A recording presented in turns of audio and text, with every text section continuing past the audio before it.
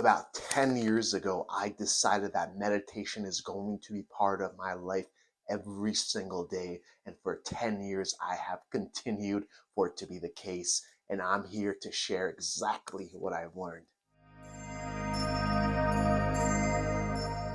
Welcome back to Thrive Ada, my friends. Your home for everything mind, body, spirit, so we can live our most inspirational, empowering lives. And as usual, I am excited to be back with you again, my friends. And this week's topic is going to be a 10-year-long experiment in which I've participated in daily for many of the reasons that one would start to meditate, some that maybe you can relate to, but they led to many other reasons why I still meditate. And these are the reasons I could not have comprehended unless I dove in and I made this a truly daily practice. To give you a brief overview, I began my meditating more or less around the age of 18, which was about 16 years ago. And that was an on and off thing, as I'm sure many of you might have dabbled in here or there, but I decided to make it a daily practice right when I hit my low point, in which I didn't feel good about my life in any sort of way, and I needed a way to improve it. And I found meditation to be very much the case. And while I can go on many tangents on the mind-blowing things I've experienced around that time, I'm going to keep it pretty simple here. So do me a favor, and before we go further, hit the like button so the algorithm can pick this video up, because I want to get my message to as many people as possible. The thought of how much meditation could have even helped me makes me very much excited for giving this to other people. And now, 3 of the main things I learned along the way of meditating 10 years daily. I'm going to make this somewhat chronological so you might be able to imagine how your life might progress should you decide to make this a daily practice. And that starts with number 1.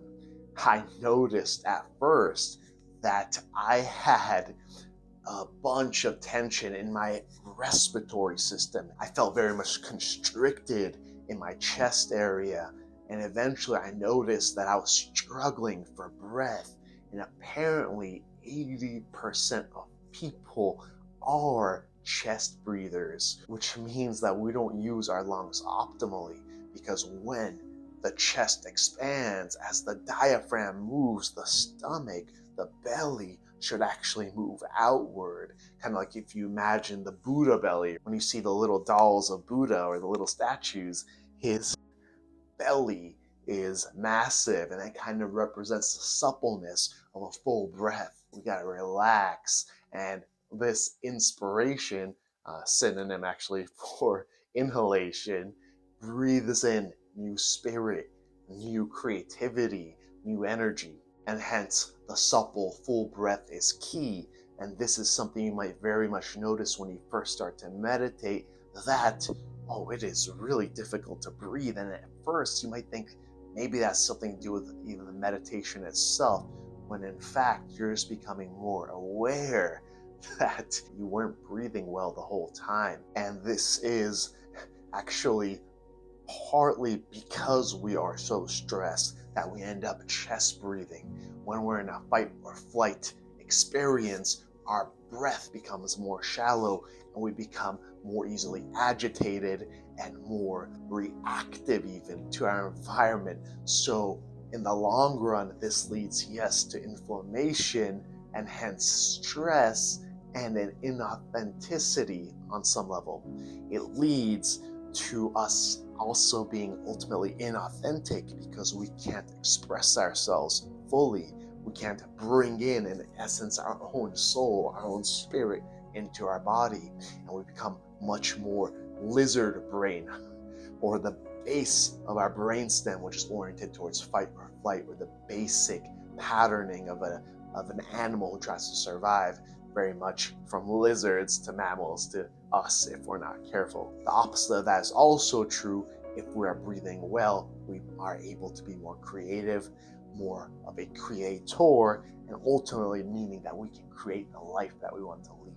And the thought of that really excites me. Number 2, this one is huge. I found that every thought, every memory has an accompanying feeling in the body. Being in a modern, low attention span environment basically disables the trajectory of our own thought to emotion to feeling in the body, and disrupts the whole process we go through, in which we have a thought which triggers an emotion or energy in motion. And when we feel that emotion, that energy, then we release it. Now, the issue becomes if our attention span is too short, if we're easily distracted every 15 seconds, we get energy moving through our body. However, we never actually expel it or allow it to go through its full trajectory and in essence become a storehouse for other people's energies, for other people's thoughts, other people's ideas, and ultimately we lose the ability to become a ruler and creator of our own life. We become a victim. And hence, through meditation, I found that with every thought, every experience I had was leaving some kind of feeling, some kind of imprint in the body. And when I sat in the darkness and the silence, I could feel where that was. I would almost see it sometimes as almost visual imagery in my mind. And I was able to finally release these things. And all of a sudden, for example, something that hurt me so much that I could barely find a way through, let's say, thinking about it, or through trying to resolve it through purely thought connected to thought connected to thought, which could go in endless spirals. Instead, I sat with a feeling, cut off the mental imagery, and by doing that, I was able to begin to let go of things that had been nagging me. And doing this over 10 years, trust me when I say I'm quite different in terms of my ability not to be triggered by just about every other thing or every other thought that comes in my direction. And hence, I now can create the life that I want to lead once again, keeping this idea of creatorship in mind. Number 3, and this one's really cool. Every one of us is taught to look for the answers outside, whether that's through a teacher or through a book or some other means. We look for answers outside of ourselves. And on one hand, this is important because these potential answers, these systems, could give us a framework in which to organize our own thoughts or experiences. But on the other hand, we lose out on something major. Some people call this the conscience, or the soul, or even some people say God, or the higher self, and some others say source, or the universe. But something to ponder, as quantum physics is very much starting to show. One other way of understanding the universe is that it is you or I inversed, right? You inversed.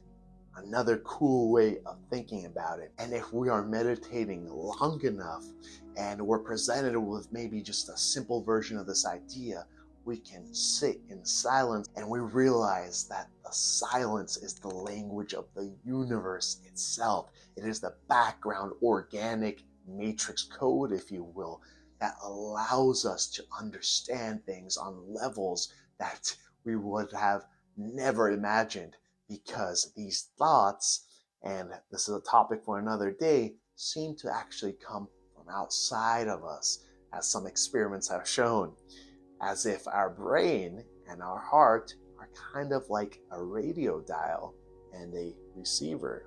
That is something you will very well find, that every answer you truly need is already inside you. And all we need to do is create the space for us to bring those realizations in. Because you are much more grand, much more wonderful, much more magical than you might even know. And I'm just here to remind you. So my friends, I just wanted to spread a little bit of inspiration, maybe get you to finally sit down and do a little meditation, maybe make a daily practice, even if it's 5 or 10 minutes, and see what that brings into your life. Because I assure you, no matter who you are, this will bring in something special.